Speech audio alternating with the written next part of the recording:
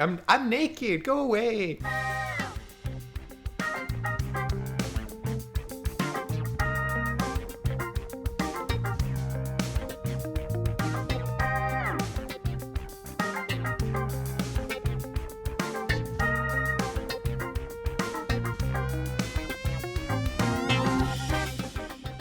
Real funny Josh is going to be real sad Josh when he watched the entire 2.5 hours of this movie and then didn't actually get on the pod.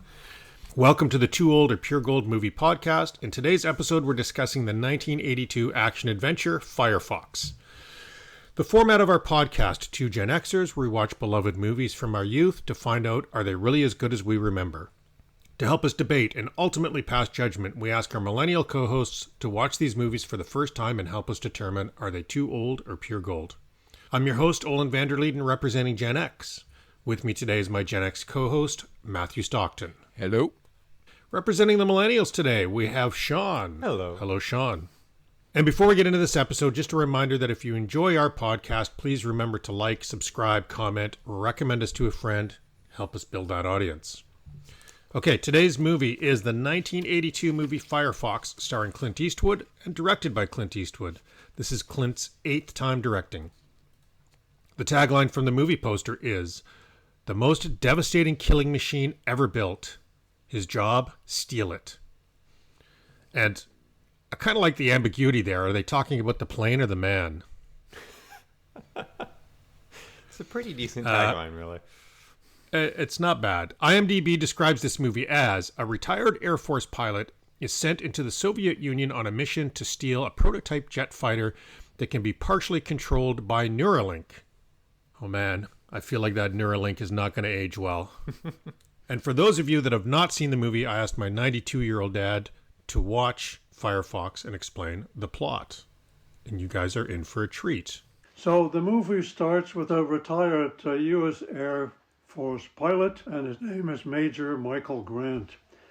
And he has been selected for a special assignment in Cold War Russia, where two prototypes of a hypersonic fighter jet, known as Firefoxes, they have been built secretly with unbelievable features such as Mach 6 speed, invisible radar, and weapons that are controlled by thoughts alone. Major Grant is a highly skilled pilot, and he's fluent in Russian, and he's been instructed to steal one of the planes and to fly it back to a friendly country. So we first see Grant dressed as a respectable businessman. After a number of changes in his appearance and identity, and getting into some fights and some narrow escapes, he finally gets to the hangar. He gets inside, and he seems to be, which is amazing, reasonably free to look around. So he suddenly manages to climb in one of the planes, which is quite remarkable, and suddenly he starts at two engines. Can you imagine? Right in the hangar, and he takes off, and he goes with great speed heading north. And after seemingly an endless chase, he runs out of fuel and he has to land. He's not yet out of the woods. And he manages to call in from the U.S. refueling sources, and the plane is refueled, and he starts again, and off he goes, and he makes it to safety. And that's basically the story. So I feel a little bit bad for my dad because, I don't know where we're going to land on this one, but I don't think it's going to be raging gold. But it's 2.5 hours. That may be in somebody's list of worst parts of this.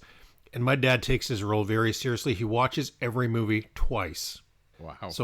So however you feel about this movie, my dad watched it twice. That is dedication. And, I want to hear your initial reactions to this movie, but I'll set it up by saying, first of all, this movie, I remember it vividly. I saw it in the theater. I was so excited to go see it, based almost entirely on the poster.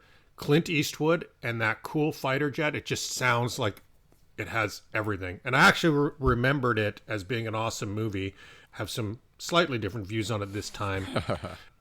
For me, it's kind of difficult to review because this movie, I think, really has tremendous bones. Like, I really like the storyline.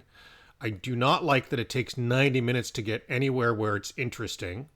But once it gets there, it's kind of super cool.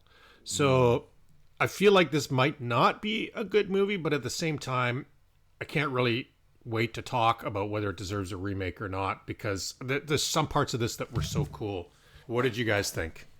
I think that this is two different movies. And I think that the part that you like after 90 minutes, i.e. the crappy part, is your type of movie. And the first part, the first 90 minutes, is my type of movie. I actually liked sort of, like, the first half is like an espionage thriller. And then the second half is a high-tech action movie. And I think that's why the movie's too long. I think that, in my opinion, what I would have done is not had Clint Eastwood as this guy. I would have had somebody a little bit more interesting.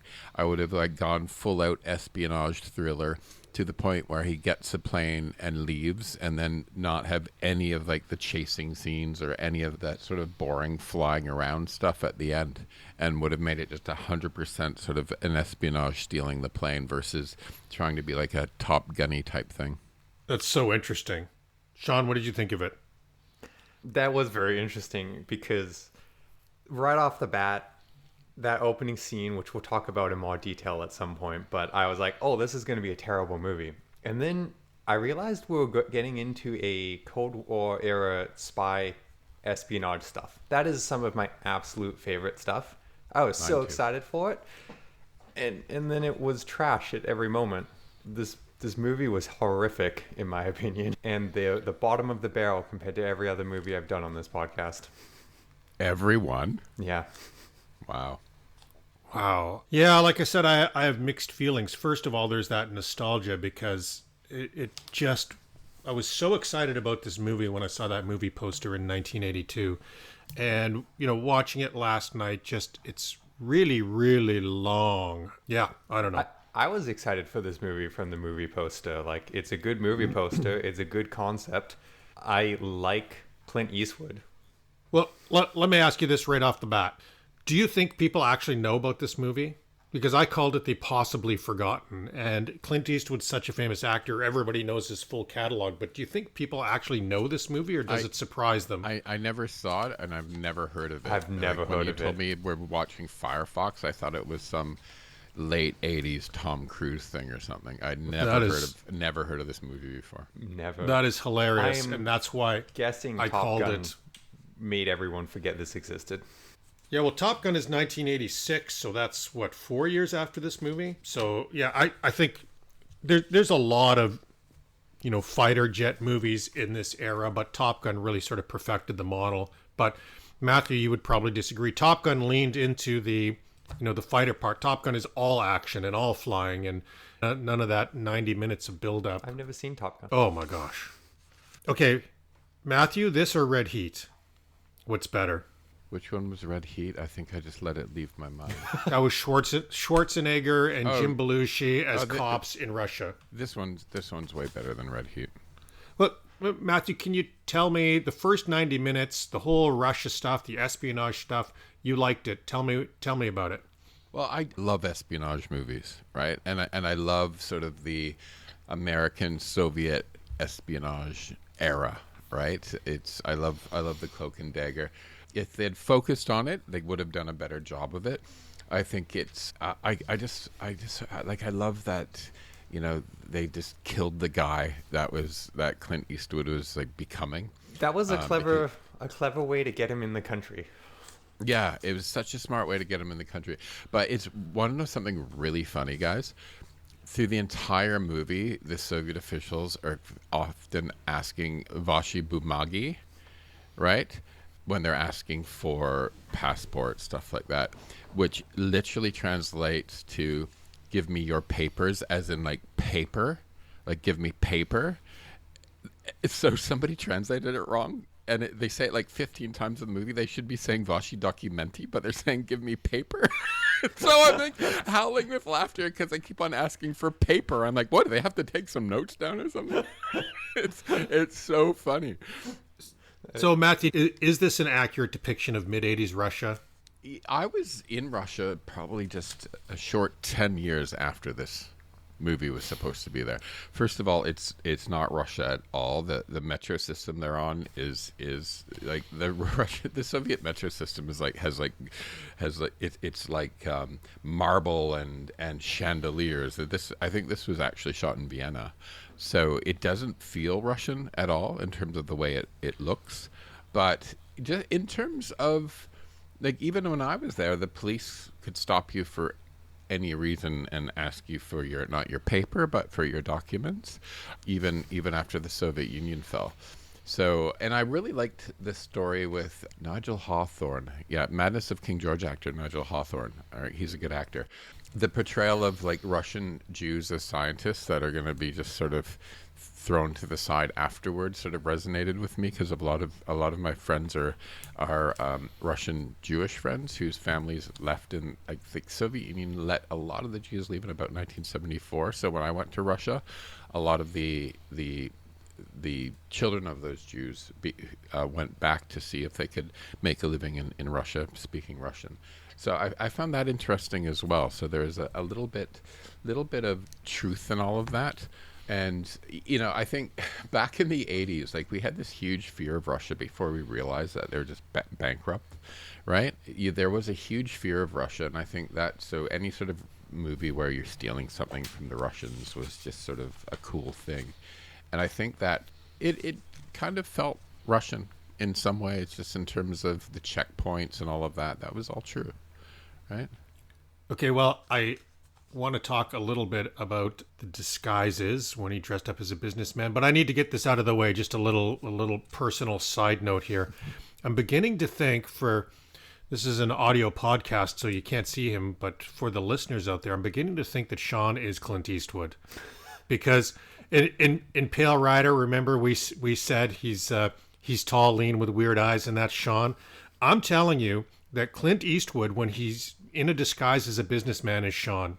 That's what Sean looks like.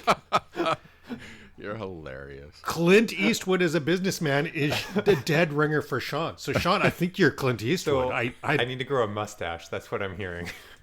Well, okay. So that leads me to some of this disguise question, which is, why did he have a fake mustache? Why can't you just grow it? It takes like 6 days to grow a mustache.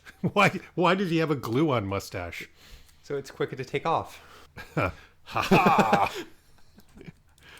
And look, I love Clint Eastwood, but the worst thing about this movie was Clint Eastwood trying to act like a spy.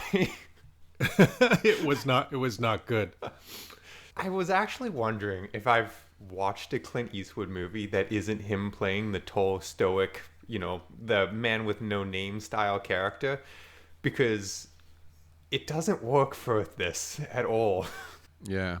Yeah, it was the wrong casting. Yeah. It's definitely the wrong casting, and I think, yeah, you shouldn't always cast yourself in your own movie. I also thought it was really funny that, like, he was the pilot they needed because of his size and build for flying the plane, except for he is the size and build that is not allowed to be an Air Force pilot, especially in that era.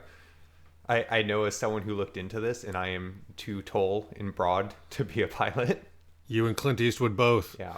Okay, so I did like, too, that trick they did to change his identity by, killing a man and throwing him in the water with his papers in his pocket. But why did they do the cigar thing? Take his cigar, smoke it.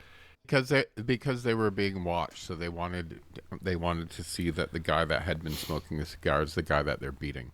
But then they didn't see them switch papers if they're watching him? Just suspend disbelief. Okay. Well, it all works. Also, My bad. Clint Eastwood, the guy lost like a foot when he went from the one they followed to the one in the river. And gained 40 pounds. Yeah. Yeah. Well, let me say this, Sean, you look nothing like the guy that they beat to death and threw in the river. So that's my judgment. Okay, Matthew, why are all Russian phones red? I think that's my phone wasn't red in Moscow. No, they're not. Okay. They're leaning into the Soviet Union color theme. Yeah, absolutely. I think so. Okay, so Michael Grant sneaking around everywhere. Why is his shoes so loud? Because everywhere he walked, he sounded like his horse from Pale Rider. Too funny. I personally would get sneakers. Okay, maybe I'm picking this movie apart a little bit too much. Also, in that whole beginning part, the whole PTSD thing, maybe I didn't pay attention enough. I'm not quite sure how it all tied into it. I got the feeling they were trying to set up some kind of a Rambo theme, like the tortured soldier, but then I didn't see where it came out in the movie later. Boy, it never really mattered.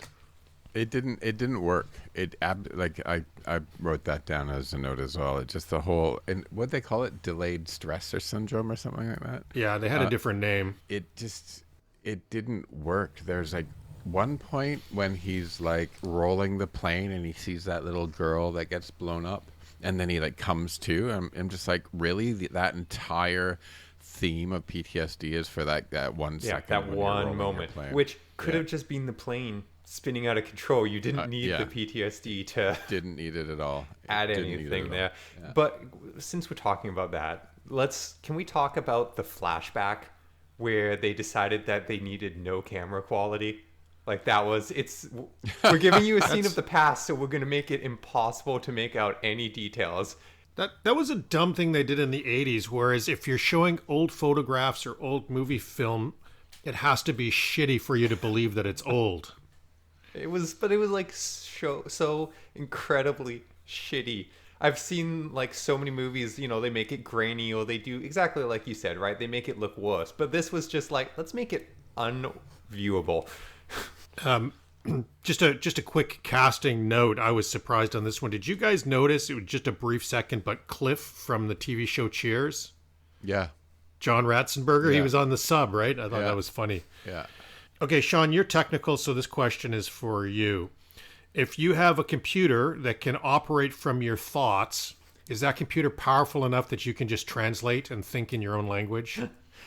Probably. Though I kind of liked the concept of you have to think in the language, because that is harder, right? When you're learning another language, you tend to almost always think in your original language. So like the concept is cool, but it didn't matter for the story, so it was so incredibly pointless. Because thinking apparently is just speaking out loud. That's what I learned from this movie. Also, if you have to speak it out loud, not faster than pushing a button, I would say slower. Right? If you can just click a button where your thumb is, or you have to say fire in Russian. I can confirm that, Sean. I have an Alexa here, and she is so dumb, she could never fire a missile. You've just activated a bunch of viewers. I know. Alexa, fire the missile. Alexa. Okay. Matthew, can you think in Russian? It's interesting. I realized I was really picking up Russian when I woke up from a dream and realized that the entire dream was in Russian. Okay, so you could have flown this plane. Yeah, and I had a Russian friend over last night actually playing games, Yulia, and she wanted to play Carcassonne, and I joked that typical of a Russian wanting to play a game where you take others' territory. Wow, rude. But, okay. Can I talk about a critical issue I have with this movie? Yes, please. So how long was this movie? 16 hours? Something like that. Okay. Mach 6, they weren't that far out of Moscow. You could be outside of Russian airspace within 20 minutes from near Moscow on Mach 6. In fact, at Mach 6, you could go from Vladivostok, which is the most easternmost part of Russia, to London in 1 hour and 6 minutes. So he would have been, if he got on that plane and hit Mach 6, he would have been out of Russian airspace. He could have landed in London in 20 minutes. So let's get into this, because I was going to say a few fact checks here. So I looked it up. Can you get from Russia to the U.S. on one tank of gas? And I guess it depends on the size of the tank, but the answer is yes. Yeah. So it must have been either a tiny tank, like this is just a domestic fighter jet just for around the city, or it It was only half full, and he didn't take the time. And he didn't even have to go all the way to America. He could have landed. He could have landed in somewhere in the UK. They had very close NATO ties back then. Not like today, where NATO's going to go defunct. But it seemed like landing on ice. Like don't run on vapors. Like just pick a better location to stop where they might have a runway and fuel. Like Heathrow in 20 minutes. We have to land on ice. He could have landed at Heathrow, right? Heathrow's probably better than landing on ice. I would agree with that. The other fact check is to conserve fuel, he was flying low, which is not what planes do. They fly much higher to conserve. Right. Which then, if he was flying higher, nothing could catch him. Like, the only reason the ships could see him was he was flying low. I did love all that low flying shit, though. I'm a sucker for that. The next fact check is when the other Firefox was chasing him and shooting at him, I thought, what? Why are we using bullets here? And so I looked it up, and it's just the internet, so who knows if it's right. But typical bullets are closer to Mach 1. The fastest bullets you can get, according to Google, is Mach 3. And he's going Mach 6. Why are you shooting bullets that go half the speed? You shoot the bullet, and it's just going to go flying behind you. I didn't even cross my mind, but that's funny. I was mostly thinking, why are you using bullets to try and hit that plane? Use your missiles. Yeah, especially when he was taking off out of the hangar and the soldiers were pointing the guns like they were about to fire, and then the guy in charge knocked all the guns away. Like, don't shoot at him. Why not? I also wanted that. Like, no, actually, do shoot at him. Yet, if you want him to stop, maybe do it before he takes off. It's easier. He was giving his men a challenge. He wanted them to wait until the plane was further away, so they had to actually get practice in. Okay, we're starting to tear this movie apart. Before we get to those worst parts, let's dig deep and find some of the best parts. Number one on my list, mustache disguise. I think absolutely, if you want to change your look and have people confused that it's not you, grow a mustache. That's just my tip for all the listeners out there. We've talked about it a lot, and while it does have flaws in the actual scene, I do love the body as a decoy, like they're using the guy. I think that's a great plan. Well, Matthew, I wrote down as best part the premise. Can you give me that, or do you disagree? Yeah, I mean, this could have been a good movie if they didn't have like the last half of it, and if they recast it and did better. Okay, yeah, if you recast it, now you got me. And recast and did better espionage. Yeah. and hire an editor. I don't think he edited this movie. I think he just filmed it and released it. Oh, it was painful. I paused at a certain point and then went and got a drink and came back, and I was like, wait, I still have an hour and a half. What is happening? I know. I did the same thing. God. Okay. I did kind of like the scene where the KGB agent confronts Gant in the bathroom and just does the stupid, like, your papers are broken, and he totally falls for it. Well, was that like the Star Wars theme? Like, these aren't the droids you're looking for. It seemed like that. Well, Sean, I had on best parts showering before stealing a plane. I thought, like, this guy has got balls of steel to be like, you know what? I just want to be clean when I steal a jet. I'm gonna take a shower. To explore, he can just be like, I'm showering. I'm naked. Go away. Yeah, that's true. Don't look at me. That was set up nicely. Which, by the way, that guy's fired. That guard who came in and was like, oh, I don't want to see you naked. I'm out. Totally. I don't think Russian soldiers are known for being intimidated like by a strong voice, a stern scolding. But they would have been intimidated by a higher up, right? And he was a higher up. That's what that's about, right? They're always in fear of pissing off somebody higher up who would get them into trouble. Okay. Best parts, I had the plane. I thought the plane was cool. Nobody else liked the plane? Awkward silence. Awkward silence really. For this. Look, the plane was fine as long as it wasn't in the air. Okay, so it's good as a car around when the it city. was like the one they had in the hangar was pretty decently set up, but the model they used for all the flight scenes was pretty rough. Okay. Didn't you find that scene when he's going through the mountains, sort of like when Luke Skywalker's like going around in the Death Star? Well, they totally wanted a trench run from Star Wars. Yeah, like yes, Yeah, absolutely. I think there's a lot of elements pulling from Star Wars here. I mean, it's only 3 years after the movie, right? So I think there was some inspiration here. Okay, and the last best part I do like the idea of refueling from a sub, landing on ice and taking off from the ice. Wondering because I don't know. I have my doubts, but I don't know enough to say it's impossible. But I have my doubts. Well, what I do like is on a submarine where you're tight for space, I like that you prioritize carrying giant steam guns just in case you have to refuel a plane on ice. Well, I mean, they were prepping this mission for a while. They could have prepped the sub with a bunch of stuff to be a little bit nice to the movie. It's not impossible. I don't know. I feel like fuel takes up a lot of space. I don't know where you would put it on the sub that's nuclear powered. Yeah, good point. And the whole thing, by the way, is so unlikely. It's so complex. So many things could have gone wrong. Like, you think of like actually doing something like this. It's just completely unbelievable. And again, you go back to Matthew's earlier point. Why not land at any of the NATO airports? Yeah, That would have been just as close. He did get very lucky. He didn't hit any caverns in the ice or potholes in the ice, and he did stop just before the edge, so that was lucky. His lovely line as he's landing, though, can't use brakes. This is going to be close. Thanks. Okay, so let's talk about the worst parts. This will be fun. Why? First of all- why when he's having his PTSD breakdown at the beginning, they're all standing around him with their helmets and their visors on. I love that, though, and they're so close. Like, they're right in his face. Right in all his three face, of them. wearing their helmets and visors. Like the guy's freaking out, and you have your helmet and a visor on. That was... maybe that's best parts, actually, because, like, that's so ridiculous. Just, like, this guy is freaking out with a gun. Let's get right up in his face. Running from a helicopter. Okay, yeah. That was ridiculous. I'm going to run faster.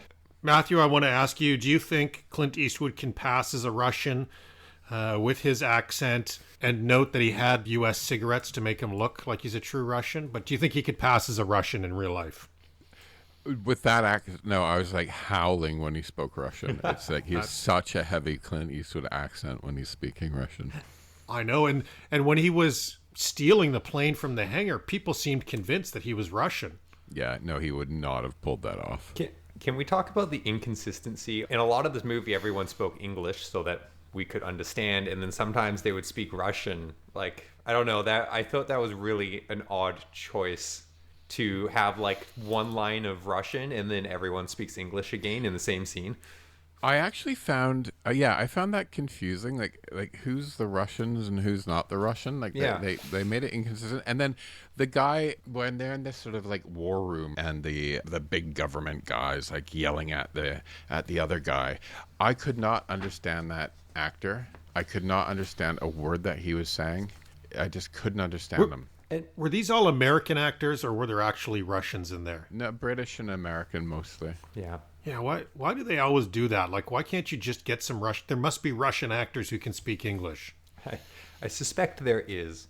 But I don't know if I'm just harsh on this movie. I mean, this is very similar to The Hunt for the Red October, which is one of my all-time favorite movies. And they handle the use of, like, the translation from Russian to English so clean in that. I agree. That's a very similar movie. I described this movie to Matthew as The Hunt for Red October, but a plane instead of a sub. But I think that's not being fair to The Hunt for Red October. No, it's not. On worst parts, Russian haircuts. Matthew, how do you feel about them? Well, they got that down actually. Okay, good. At the time, I'm sure it's changed now.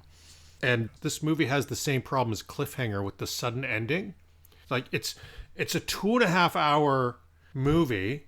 He lands the plane and then credits roll. I mean, that's that was like a really fast sort of end. Yeah. Like, maybe cut an hour of PTSD scenes out of the movie to tighten it up, and then give us just 3 minutes of closure at the end. Like somebody high-fiving him or anything. Did you care, though, at that point? Like, I was not invested. I was just by happy that for point, I minutes. was like, oh, thank God it's done. Great. Okay. For worst things, though, can we actually address the Clint Eastwood saying everything out loud in the plane? Like, he's just talking to himself. Like, He has more lines of dialogue alone in the plane than in the rest of the movie combined. Yeah. It's such a contrast because you look at a movie like Pale Rider that we all loved, and he's such a good actor in that. Of course, also not saying many lines, but he's such a good actor. But in this, he just seemed like a very shitty actor. Now I want to see Is Clint Eastwood a great actor? This or is he my just Clint question now. Eastwood? Or can he just play that one character well? I think Clint Eastwood can only play one character. Because if you think of his top movies, like the movies people think of him for, right? Like it's his Western movies where he plays Dirty it, Harry. and Dirty Harry, which is just a Western movie. He only does well when he plays the same character. Yeah. Well, I don't think he's a great actor at all. Matthew, we'll have to play Misty for me sometime because that movie, he's playing a radio DJ that's stalked by one of his listeners. Okay. That was well received. We'll have to Invite revisit me that. back for that. Anyhow, I also want to do some of the Dirty Harrys because they're fun, but Don't invite me back for that.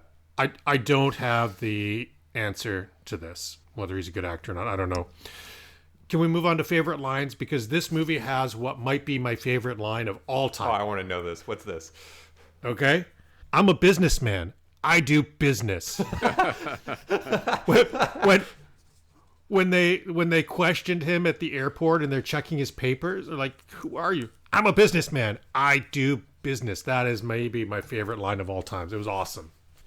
This is a bit of a sarcastic faith line, but and maybe this should have been in scenes, but I loved in the debrief at the beginning where the guy's like, "Look at his face," and it cuts to the clip, and the clip is a guy completely black silhouette where you cannot see his face at all. I'm just like, what? Matthew, any lines you liked from this?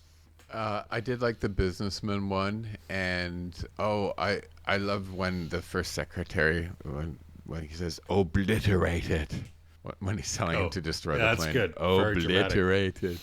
With this quote, since you seem to have the same fondness for this sort of era spy stuff, Matthew, let me give a quote and ask for your opinion on the validity of this. Okay. Remember, we are playing on their only weakness. Because of its very size, the KGB is, sometimes, slow to awaken. It is like a monster. If you can walk by carefully enough, it may just lift an eyelid and sniff at you. No, Was I that think this movie? Yeah. I think the KGB was a little bit tighter than that. Well, A is a hilarious thing to suggest that a monster would just sniff at you. I feel like they meant the word, dog. But also, I feel like the KGB is known for being a pretty tight, scary, intimidating agency that was considered pretty darn efficient. well, as long as we're talking about their efficiency, I mean, do you not think there were some people that were really not doing their job properly when he just kind of walked in and put on a helmet and got in the plane, fired it up, and it nobody really seemed to clue into what was going on. Yeah, that was pretty. That's a low percentage play to just walk through a crowded airplane hangar with your mask on and get in a plane and take off. Yeah. Okay, let's find out how this movie did. Did you guys think it was successful? No. I hope not. Okay.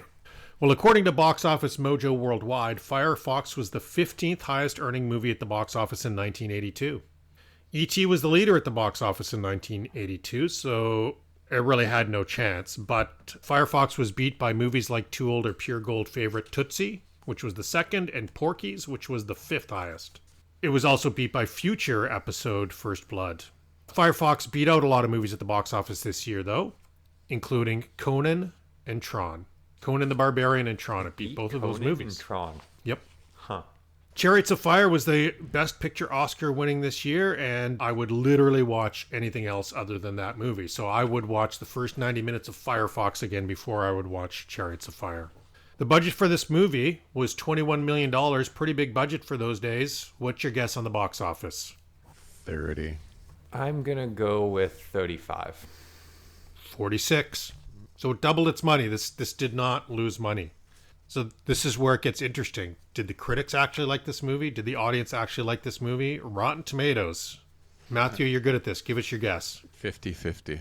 Interesting. Okay. I think some people with bad taste liked it, and maybe that's a bit high, but I'm going to stick with 50-50. Okay, Sean. I'm gonna go critics like 58, and the people's will be, let's call it maybe a smidge higher, 60. Okay.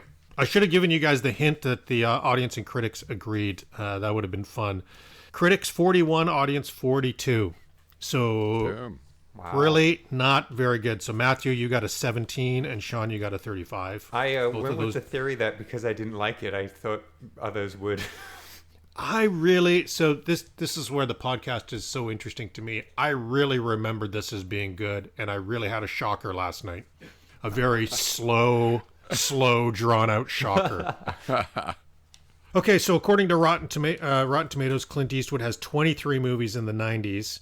He has 54 movies that ranked above 60, which is amazing. So the guy is prolific, and he does good movies.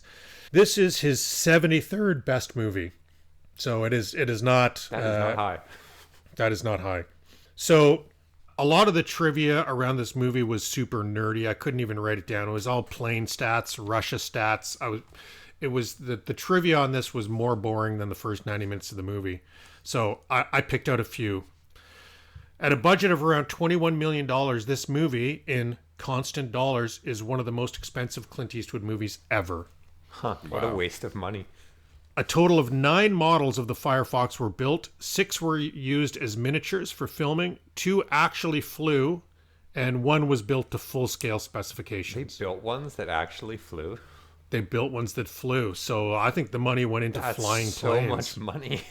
Several flying shots from the movie were later reused for Back to the Future Part 2. Now, I do not remember any fighter jets in Back to the Future 2, so I'll have to check that out.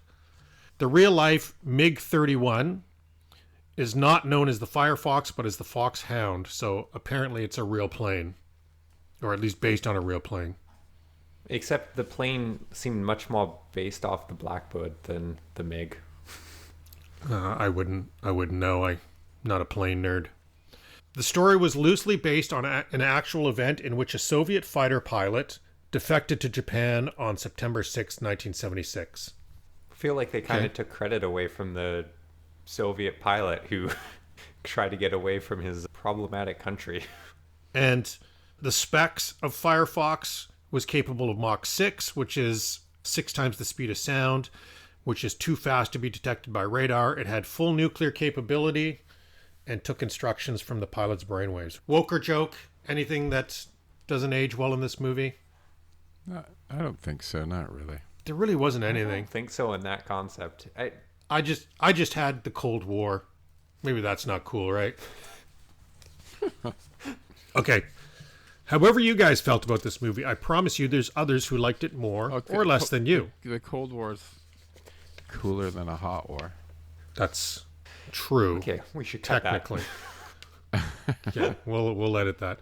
For this movie, they were a massive 10-star reviews out of 127 reviews. So Who 10 the people. hell would give this a 10-star review? Well, let's find out. S. Sood 71, one of my top 10 films of all time. A spy and action film all in one, and it hasn't aged a bit. I would love this to be remade, and I can't figure out the negative reviews on this. Some errors in the film. 1. How an American accent can play a GRU officer. 2. How he gets dressed so quickly from the shower. I don't think that's an issue. 3. How poor the security is on such a classified plane. What were you going to say, Matthew, about this review? I think all of these 10-star reviews are just Clint Eastwood like logging in under different names. Okay, well, let's test it with this one. This reviewer says, this movie is 100% corny. This is Eastwood at his very worst. If you have hated film... This is a 10-star review, mind you. If you have hated films like The Good, the Bad, and the Ugly, you may like this film. It doesn't denigrate the Western as his other films have. You get the feeling he might have enjoyed making this film, unlike others in which he forces his disdain for anything he can't imagine. It is not dissimilar from a bad Japanese monster picture in some ways, but lovable in its true badassness. This is why Clint Eastwood films are so popular. They are all truly awful. However, this film has an awful charm that is somehow endearing. Hey, Olen, Yeah. can I get reimbursement for when I pay to download movies that are this bad? I'll send you $5. I'll add $5. Tell you what, I'll add $5 to your paycheck for this podcast. I thought your husband knew how to get all of this stuff online. Oh, the funny thing is, guys, like, I watched this movie, and I wasn't like, I was joking when I was like, oh, it just ended. I found it enjoyable in its badness and cheesiness. It's one of these movies where I know it was bad, but I watched it anyway, and I'm like, ooh, that was a bad movie. It should have been. I was just thinking now, it should have been on Tubi for free, and shouldn't have had to have tried to buy it. It feels like a Tubi movie where no one is willing to pay for it. You know what makes me laugh is that this movie, they're probably trying to figure out why it has a spike in demand. Because of the show. I rented it, you rented it, Sean rented it, Josh rented it. Sorry, Josh. There's a trend in Vancouver, right? In the greater Vancouver area. My dad watched it twice, and I'm going to guess he rented it twice. So this movie has got a huge spike in demand. They're probably going to start talking about a sequel now just because of this. We're sorry, everyone. Here's my disclaimer for our viewers, though. If you've gotten to this point and you haven't watched it, just don't, please. I think try to find some of the clips online, and you're probably going to be satisfied. Okay, well, let's skip these 10-star freaks, and let's go on to the 1-star. So there are actually only 2 1-star reviews compared to the 10-star. Because nobody's watching it, that's why. So, given that there were 127 total reviews, I guess the consensus is that this movie was just average. And by the way, it was a 5.9 average. So that actually feels about right. Joe 825, I remember seeing the trailer for this, and it looked groundbreaking. Unfortunately, the cinema experience was just not so good. I watched it again tonight. This film is utter garbage. This one's a little bit long, but Clint Eastwood was never an actor, and his drab appearance is proof of that fact. The government needs help in foiling some bad guys, so of course no one else is capable of carrying on this covert mission other than an old retired pilot. After a small eternity of mundane events such as Eastwood trying to shake foreign spies by walking down corridors, hanging around in the train station toilet, and then finally hanging around some more, we finally get to see the plane. Gee, I wonder if he'll be able to successfully fly to the free world. Totally unexciting and dramatically anemic. This review reminds me that when I was thinking about how long it was, I did call out the hallway scene. Because there's a hallway scene where he's walking down the hallway and it goes on for like 6 minutes. It's just, could you get to the end? It was... That's why I made the comment that there was no editing. Okay, and I found a few other comments online that I thought were fun. The climax is thrilling, but the rest of the movie feels like an elongated exposition dump. Clint's performance is laid back, but his narration during the flight sequence is hilariously over the top. Best part was the bathroom flashback. Too much rich food. And I like this one. Pretty sure Firefox is an internet browser. Okay. I do want to comment, though, based on some of those reviews. Can we draw attention to the I think it was in the shower where he has his PTSD moment. The facial reactions Clint Eastwood is trying to make to demonstrate it are so hilariously awful. Oh, I know, it's horrible. It's more like a constipation face than PTSD. I think that character needs to smoke some uncommon cannabis. What do you think, Matthew? Absolutely. Okay, Siskel and Ebert. So I'm just curious. Do you guys think Siskel and Ebert would like this movie? Just because you're asking, I'm gonna say that oddly they did. They're supposed to be the professionals, but anyhow, Siskel said it was riveting after the plane was in the air, but took too long to get the plane in the air. But he loved the ending. Ebert loved the ending too, but took exception with Siskel's criticism of the first half, calling it necessary. Although, I kind of feel like he was doing it just to antagonize Siskel. Anyhow, Siskel, thumbs down, Ebert, thumbs up. So, Sean, go ahead. I was just going to say, we've also been really hard on Clint Eastwood's acting, but I do feel we need to emphasize the fact that everyone in this movie was a terrible actor. Good point. Fair point. Every cutback scene to... Nigel Hawthorne wasn't. Yeah, okay, I'll give you that one. I'll give you that one. But especially the cutbacks to either command center, like the cutbacks to, the Americans and the... Oh, that was terrible. Every scene there was awful. Terrible.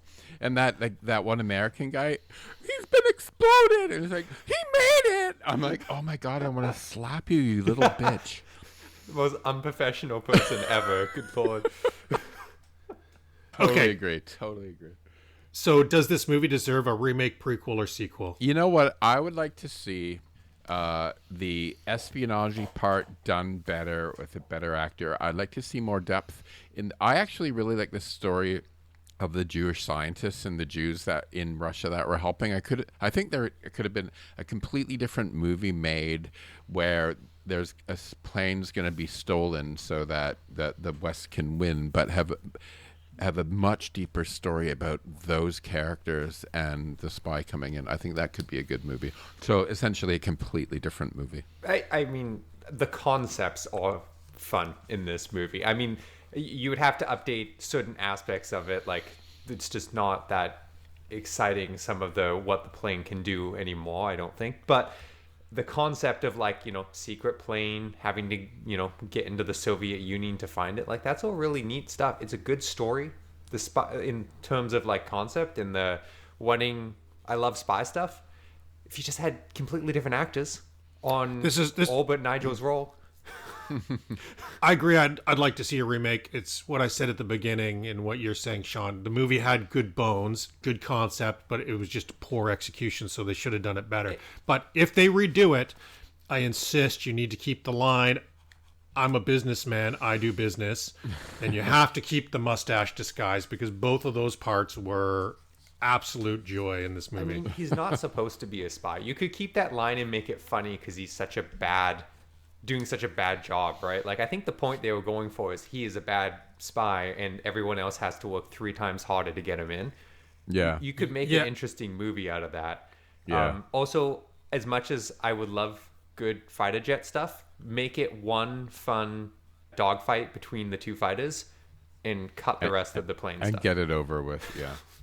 Yeah, I mean, you guys aren't Top Gun fans, but in Top Gun Maverick, which just came out a couple of years ago, there's a really, really great stealing a plane scene from the non-denominational evil force. Okay, well, on the sequel here. So first of all, there was a second book called Firefox Down, and there was a sequel planned, and I'm going to tell you about it. In the story, Grant discovers that one of the second Firefox cannon shots grazed a fuel tank, and he was forced to land on a frozen lake in Finland. As the plane was designed to deal with the most severe Russian weather, it was equipped with baffles that could seal off the engines in other ports. Due to the thinness of the ice and the heat of the engines, the Firefox broke through the ice and sank.